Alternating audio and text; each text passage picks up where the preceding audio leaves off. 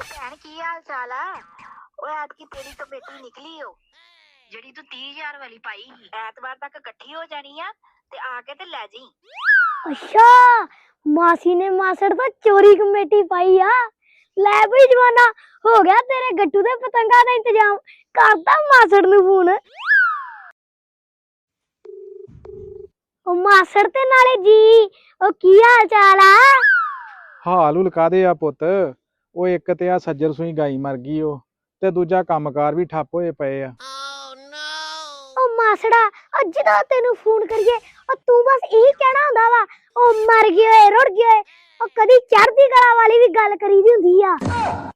ਉਹ ਚੰਗਾ ਚੰਗਾ, ਉਹ ਤੂੰ ਇਹ ਦੱਸ, ਉਹ ਮੇਰੀ ਸਾਲੀ ਦਾ ਕੀ ਹਾਲ ਈ?